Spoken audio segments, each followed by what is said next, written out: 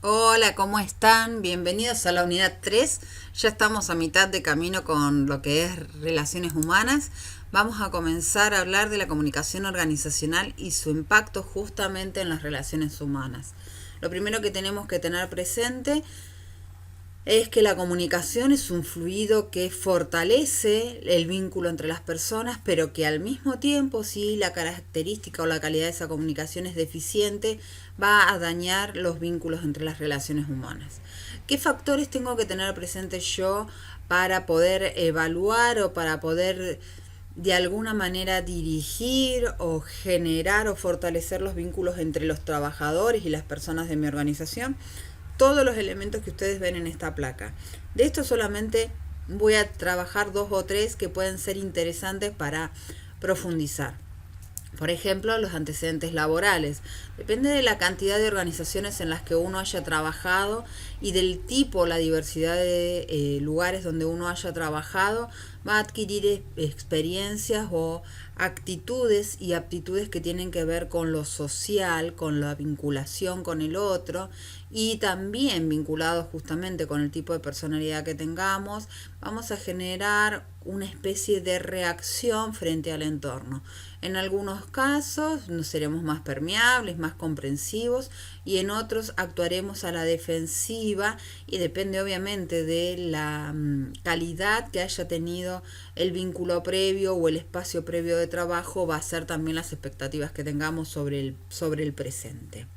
Otro de los elementos que pueden resultar de interés es la característica del equipo de trabajo, qué tipo de personas conforman el trabajo, el equipo donde nos ha tocado trabajar. Esto es interesante, ¿no? Pensar y tener muy presente, uno no elige con quién trabajar.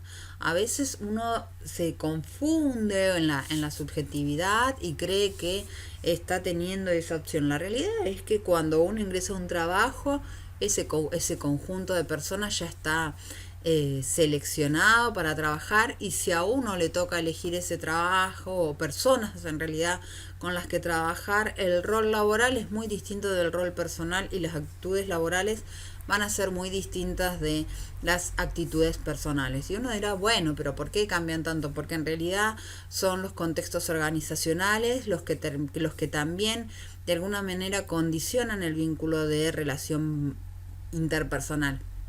Cuando, por ejemplo, uno trabaja con un amigo de toda la vida, con el amigo de toda la vida tenía un vínculo afectivo, de sinceridad, de incluso de connivencia, de solidaridad, entre comillas, de dejar pasar algunas cosas, pero si resulta que uno hace ingresar al amigo y ese amigo es nuestro subalterno y uno le tiene que dar órdenes y si ese amigo no cumple creyendo que la amistad va a reemplazar a la relación formal y a uno le toca exigirle que cumpla justamente porque uno está dentro del ámbito laboral. Bueno, por ejemplo, ¿no?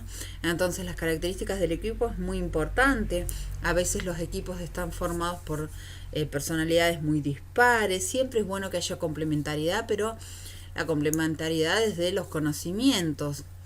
Y a veces la relación de equipo se daña cuando ponemos personas que son poco afectas al profesionalismo, al desarrollo del conocimiento, con personas que sí sienten un amor profundo, por ponerlos en el otro límite, con el desarrollo profesional.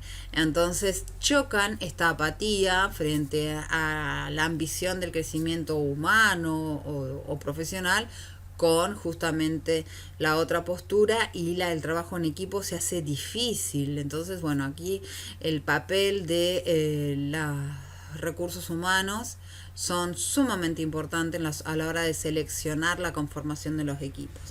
Otro elemento importante para tener en cuenta son las políticas de la empresa y las condiciones físicas. Cuando hablamos de políticas de las empresas estamos hablando de reglas que nos baja la organización para poder determinar cómo nos vamos a vincular o qué se va a valorar y qué se va a sancionar. Depende de la rigidez de ese tipo de políticas, va a ser el vínculo que se construya entre los seres humanos y obviamente cuando hablamos de condiciones de trabajo no es lo mismo desarrollar una actividad donde yo lo único que tengo que hacer es enfocarme en lograr el objetivo, que desarrollar una actividad donde no solamente tengo que lograr el objetivo, sino tengo que exprimir mi creatividad para hacer magia con los recursos escasos.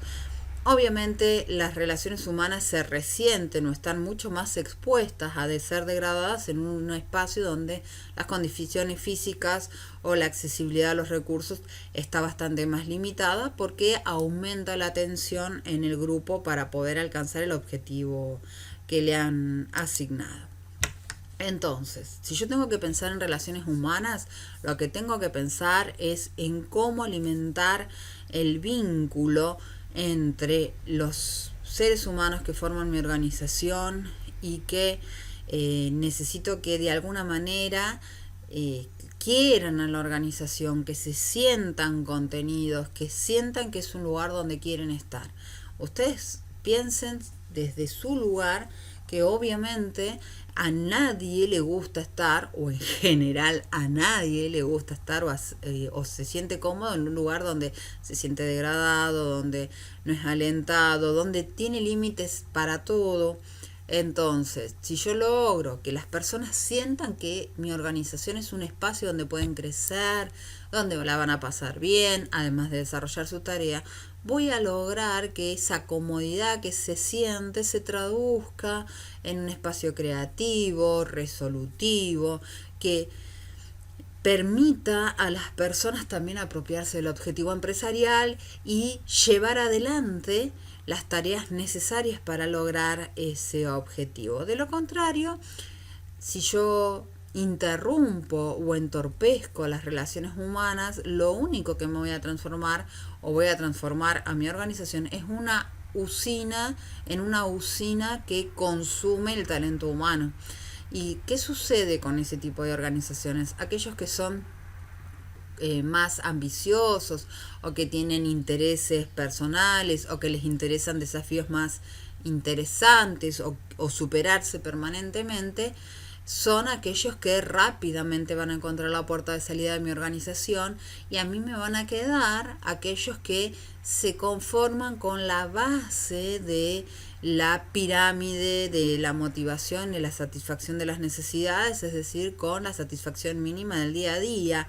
Esas personas a mí me sirven, o ese tipo de personalidades sirven en las organizaciones para sostener la estructura y para las tareas que son de carácter rutinario, pero no me permiten a mí generar las estrategias de adaptación al medio ambiente, que es lo que permite que la organización dé respuesta a la sociedad y por lo tanto se vuelva necesaria y se sostenga en el tiempo. Por eso es que algunas organizaciones quedan como estancadas, porque lo único que hacen al enrarecer y fortalecer los climas raros o negativos o tóxicos dentro de su organización es expulsar justamente ese talento humano, que es el que le permitiría poder crecer, aumentar su presencia en el mercado o a nivel social.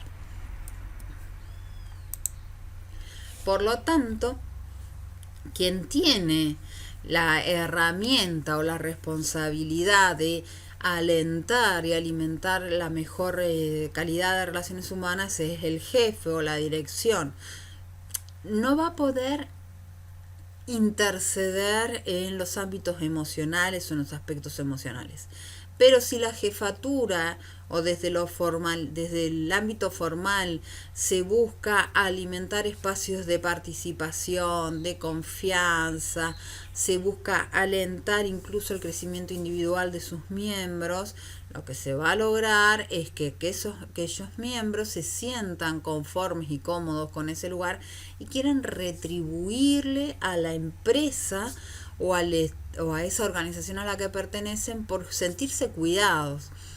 Simplemente les voy a comentar ahí un ejemplo. Me acabo de enterar hace poco que hay una organización en la cual es un negocio pequeño, en la cual el jefe es, además de ser el dueño de esa empresa, es enfermero. Entonces, cuando se desató esta situación de la pandemia, logró conseguir, ya tenía encargado históricamente, él se encargaba de darle la vacuna a sus trabajadores, la vacuna antigripal, ya había encargado una, la consiguió y consiguió otra vacuna para la neumonía.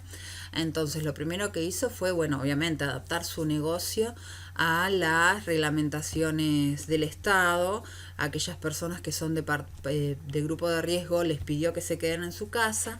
¿Y qué hizo? Cuando obtuvo las vacunas, él mismo vacunó a sus trabajadores para que no tuvieran que exponerse en centros de salud ni andar dando vueltas expuestos al COVID-19, y además recorrió casa por casa de los trabajadores que no están asistiendo para vacunarlos él, y les da bolsas de comida.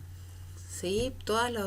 Cada 15 días más o menos les está dando suministros a los que están en su casa y a los que están yendo a trabajar, para que no para hacerles sentir que importan. Entonces, cuando uno habla con esos trabajadores, es entendible que estén dispuestos a hacer y a incluso a trabajar, si se lo piden, un poco más de las horas reglamentarias, o asistir a esa jefatura si hace falta, porque se están sintiendo que no son un engranaje de una pieza productiva, sino que son seres humanos que están trabajando para un proyecto. Bien, entonces, para sostener una buena calidad de relación humana, yo necesito tener una buena calidad de comunicación. Ahora, cuando a mí se me empieza a complicar el vínculo humano, primero tengo que ver qué está pasando a nivel comunicacional, porque en realidad es la punta del iceberg para empezar a desentrañar dónde está el problema. Si el problema está en lo formal, en una serie de reglamentaciones que a veces entran en conflicto, o si la situación está en lo emocional, en lo psicológico, en lo subjetivo. Para cada una de esas situaciones voy a tener que buscar soluciones diferentes, pero primero tengo que encontrar dónde está el problema. Entonces, lo primero que tengo que ver es la magnitud. ¿A cuántos realmente afecta esta situación de conflictividad? ¿Me afecta un departamento? ¿Me afecta a 2 personas de ese departamento? ¿Me está entorpeciendo toda la organización? ¿Cuánto? Después la trascendencia. A ver, hay situaciones que por ahí son momentáneas, discusiones del momento, y a los 5 minutos todo el mundo se olvidó, se calmó, siguió trabajando y no hay problema. En cambio, en otros casos, los conflictos son de larga data, no terminan de resolverse nunca, en realidad se generan treguas que se rompen rápidamente, e incluso muchas veces puede pasar que lleven a la decisión de huelga. ¿Sí? Entonces, bueno, yo tengo que empezar a ver hasta dónde va a impactar, hasta dónde se sostiene ese conflicto. Luego, la vulnerabilidad. Eso tiene que ver con los puntos críticos para dar soluciones. Acá yo tengo que ver dónde está realmente el meollo del asunto, de dónde nace esta situación de conflictividad. ¿Y qué tengo que dar, qué solución tengo que dar para que no se reproduzca esto en el tiempo? Porque cuando esto se instala, es decir, cuando se vuelve frecuente, cuando, por ejemplo, si yo tengo que 2 áreas de mi organización entran en conflicto una vez a la semana, y eso es preocupante. Ahora ahí tengo que ver. ¿Por qué entran en conflicto? Porque puede pasar que desde lo formal hayan órdenes contradictorias, y desde lo personal se estén dando situaciones extrañas. Por ejemplo, desde lo formal puede ser que voy a tomar un ejemplo vivido hace muchísimos años. Por una tarea específica yo tenía que conectarme a las redes para hacer un diagnóstico. Y la organización donde trabajaba, al departamento de informática le habían bajado la orden de que no se podía conectar ni a medios ni a redes sociales. Obviamente eso trajo un conflicto, generó un problema entre el área en el que yo trabajaba y el área de informática.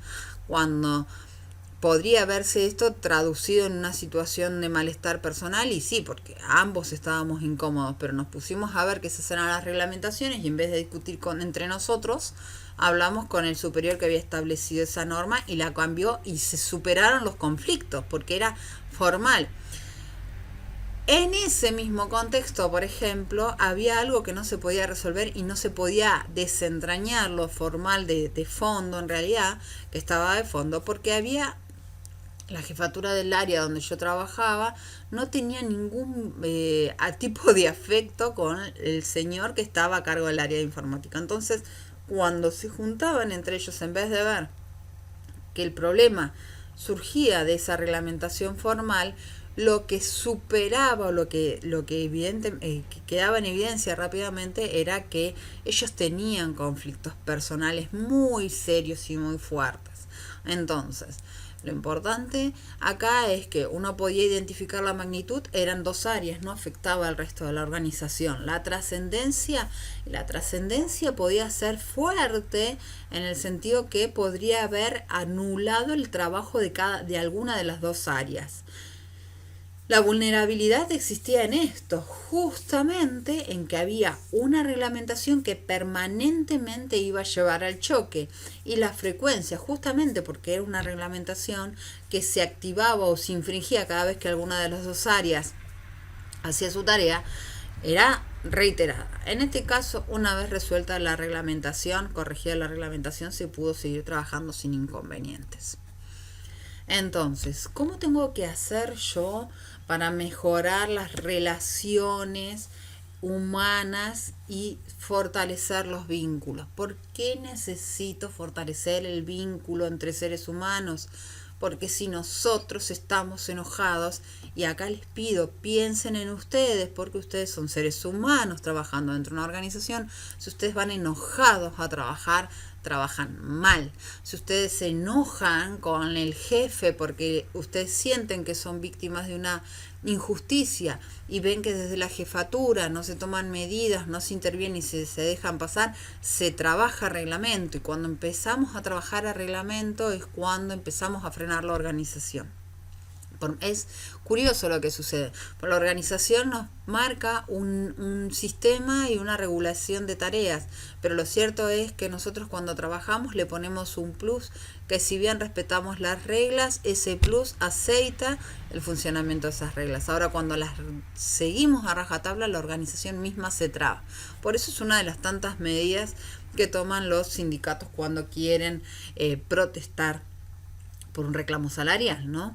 Bien, entonces, de acá que de esta placa que ustedes están observando, qué cosas voy a trabajar, obviamente no todas, porque no es el caso y ustedes pueden profundizar, pero sí hay algunos elementos que me interesa poder ampliar un poco. Por ejemplo, esto de comportarse en forma espontánea. Es importante esto.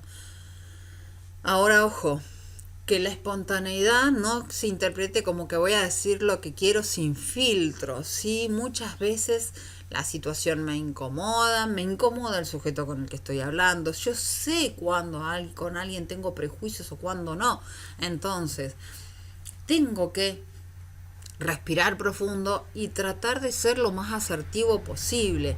Que la espontaneidad no sea justamente el motivo por el cual un conflicto se transforma en una guerra mundial. Muchas veces la idea de comportarse en forma espontánea es: soy como soy, sos como sos, perfecto, pero manejalo, porque uno tiene que sostener un vínculo con el otro. Y esto no quiere decir entrar en un sistema de falsedad, nada por el estilo, sino que empecemos a reconocer también, como dice ahí, aceptarse a uno mismo y a los demás tal como son. Aceptemos nuestras limitaciones, aceptemos las razones de nuestro enojo, manejemos las razones de nuestro enojo, volvámonos asertivos para bajar el nivel de conflictividad. Porque muchas veces nosotros mismos nos instalamos en el enojo, nos instalamos desde ese lugar y desde ese lugar generamos más conflictos que los que queremos resolver. Bien, abiertos y dispuestos a responder.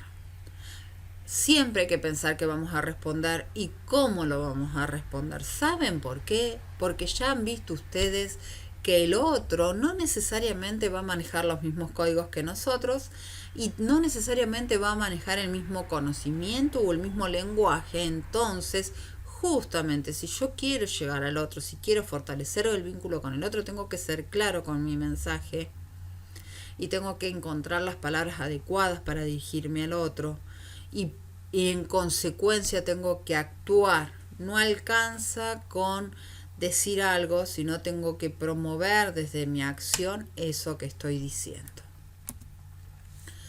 Por último, entonces, y para ir cerrando esto, la comunicación organizacional no tiene que entenderse simplemente como una circulación de boletines o de newsletter o de murales o de circulares o resoluciones.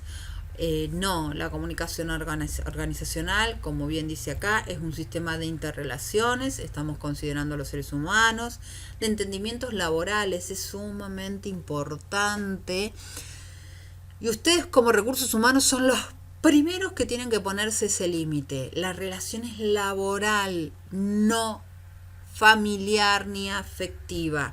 Que yo en el marco de lo laboral genere cariño hacia otros, está bien, de eso se trata. Yo tengo que tener cierta afectividad con el resto, pero tengo que poder enmarcar qué tipo de vínculo laboral tengo con el otro.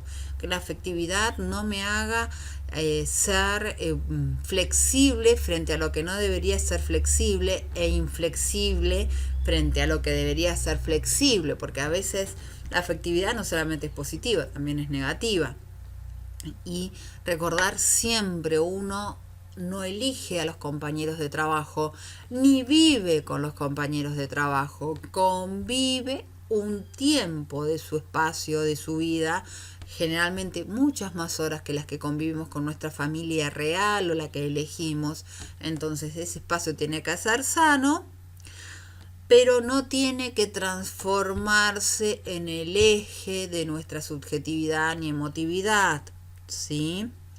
Ahora bien, entendido que nuestro vínculo con el otro es en el marco laboral, que tiene que ser lo más sano posible, yo tengo que también orientar ese vínculo en función de la misión y la visión que me baja la organización y que también marca qué tipo de tareas tengo que hacer yo. Y por otro lado, tengo que además favorecer esa sensación o esa realidad de que alineándome bajo esa misión y esa visión institucional, yo podré también generar algún tipo de crecimiento individual.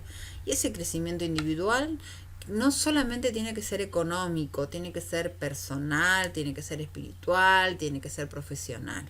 Muchas veces las organizaciones pagan mucho, igual tienen rotación de personal.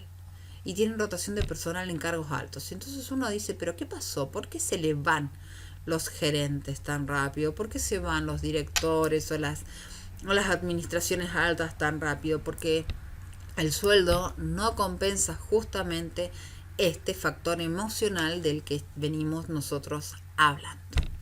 Bueno, con esto iremos cerrando entonces la comunicación organizacional. Entonces, a mí, ¿qué me permite crear, sostener y renovar? La cultura, entendida como estas formas de sentir, de actuar, que son aceptadas o no.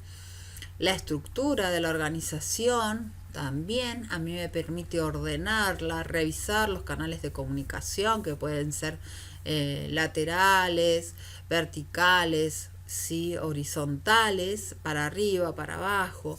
Yo puedo establecer con mayor claridad qué tipo de recursos y procedimientos tengo a disposición para poder planificar adecuadamente las tareas a llevar. La comunicación organizacional además define qué tipo de estilo de dirección voy a tener, que puede ser un estilo abierto o ¿sí? Nosotros vamos a poder encontrar personas que tienen una capacidad creativa en su liderazgo, que apuntan a la transformación, que alientan, pero al mismo tiempo puede suceder que nos encontremos con personas que todo lo contrario, ¿sí? Que le pongan límite, que sean muy extremadamente burocráticos, que frenen la creatividad o la capacidad para aportar de parte de los trabajadores. Entonces, ¿qué vamos a tener nosotros como herramienta? Justamente esta idea de que la comunicación organizacional nos va a ayudar a generar el cambio en estos mismos niveles que veíamos anteriormente y nos va a permitir entonces poder indagar cuáles son aquellas herramientas que necesitamos o aquellos factores que necesitamos sostener para mejorar nuestro ámbito laboral.